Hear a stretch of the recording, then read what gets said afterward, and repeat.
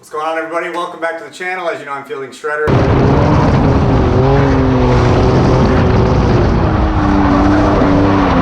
And today we're learning more about Kenda tires. So what is in front of me here? I've got every size between 235 and 285 in front of me. This is kind of a rare opportunity. I don't actually run all of these sizes, so I thought it'd be cool to do a little science here.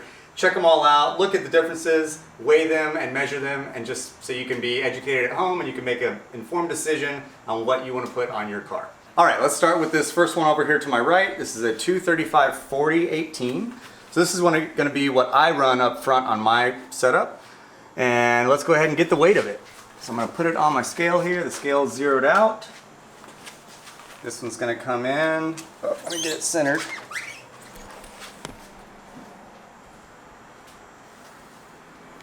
What do we see here? 25 pounds and roughly 4 ounces. It's kind of dancing around between 3 and 4. So 25 pounds, 4 ounces we'll call it. Now let's get the overall height.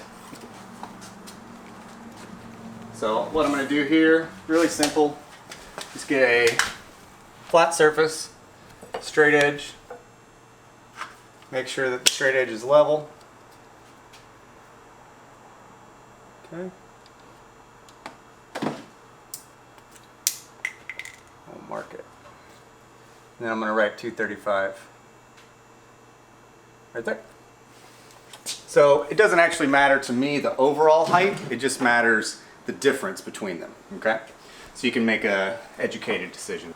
Okay, next we've got the 245/40 here. It doesn't have the sticker on it, but it's a 245/40 you can see on the sidewall. Go ahead and get the weight of this bad boy.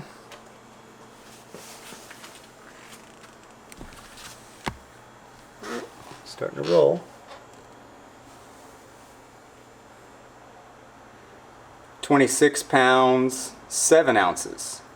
Okay, so it's a little bit heavier, right? And what we're finding is that the profile is a actual ratio of the width. So this height right here is not identical to this. It's actually a ratio of the 245. Let's check out the overall height now. So these would be ideal for a front on a little bit heavier car, or if you want a little bit more front grip, that slightly taller sidewall might help you out there. It also comes down to car setup, of course. All right there.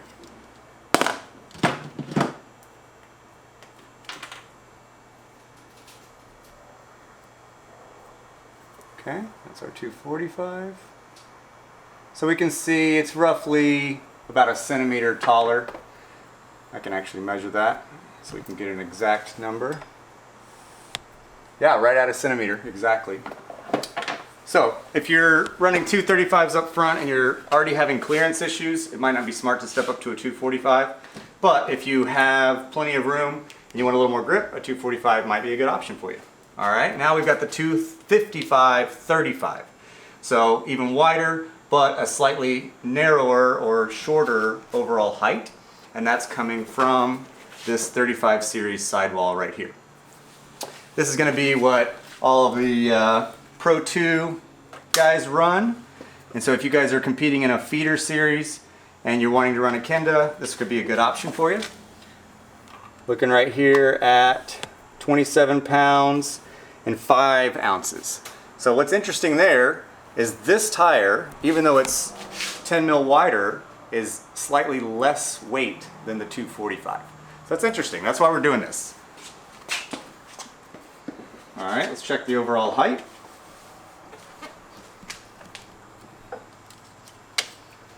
So here's where we're going to start to see some interesting differences. Despite this being a quite a bit larger tire, look how much shorter, whoa, hello. Look how much shorter it is than even the 235. So this is the 255. So if we pull out the measurement here, you're talking almost another centimeter, look like 9 millimeters smaller or shorter than the 235.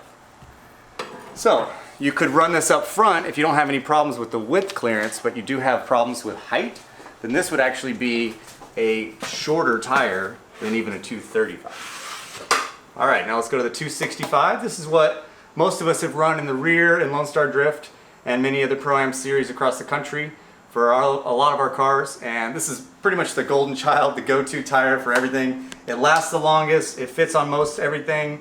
It doesn't have so much grip that it overpowers or breaks axles. However, it's got plenty of grip for having a good time and jamming with your buddies without having to worry about buying really expensive tires that only last 2 laps. Okay, let's see what kind of weight we've got here. So this one comes in at 28 pounds, 5.5 ounces.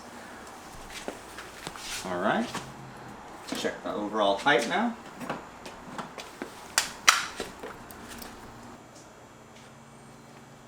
Okay, so this one, and I already kind of knew this because this is what I always run, is basically identical height overall for the 235/40.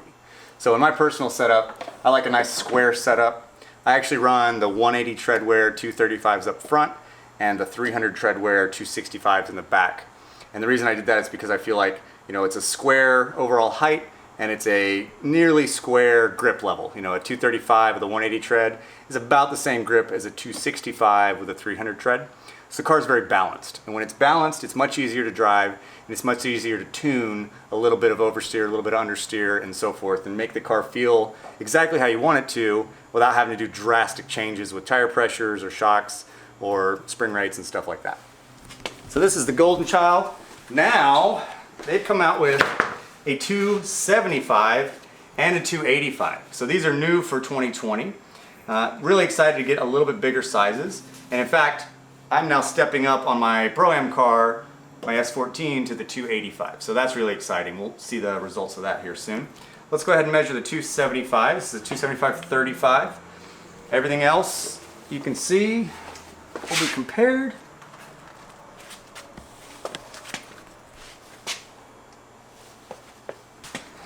All right, so pretty close to that 265. Let's see the overall height here.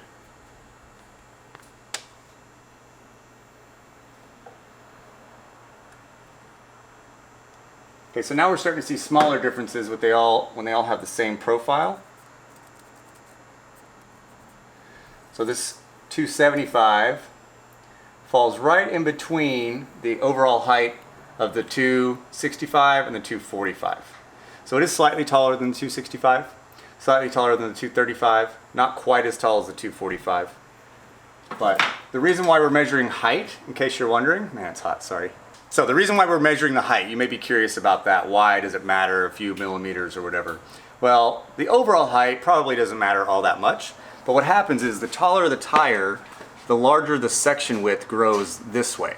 So not only are we going wider, but the taller it is, the more it grows this way, which gives you significantly more adhesion properties or rubber on the ground.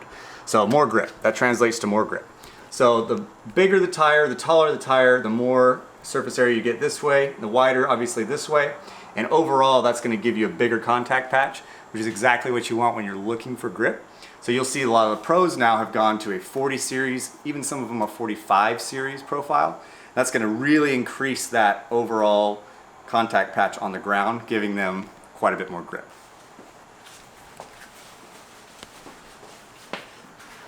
All right.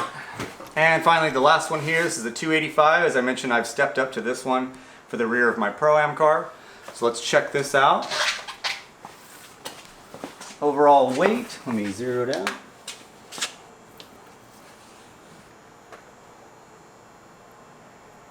Look at that. So this is where we see quite a big jump in weight. 31 pounds, 4 ounces. Okay, this is significantly bigger tire than the 265. So it does give me not only about 20 mil or so more section width, but also a pretty significant difference in the overall contact patch as well. And again, because this is a 35 series, but it's a ratio of the 285, it's still a taller sidewall than the 265. And we're going to find that out right now.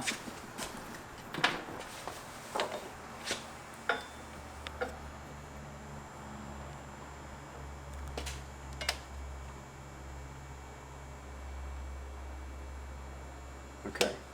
So look at that, it falls right exactly the same height as the 245/40. I don't even have to mark it. So exact same overall height as the 245/40. In fact, now that I've seen this, I might step up my front size to a 245/40 to kind of maintain that idea of a square grip profile. I'm not sure if the 245/40 comes in a 180 tread wear, I'll have to look. But either way, a little bit bigger tire up front is not going to hurt anything. And this big tire out back has certainly increased the grip and the performance of my car tremendously. I really am excited about these new ones. The 285s now I've got to try on the car for 3 events. They're fantastic. I definitely feel the increase in grip. They also have an added benefit of lasting longer.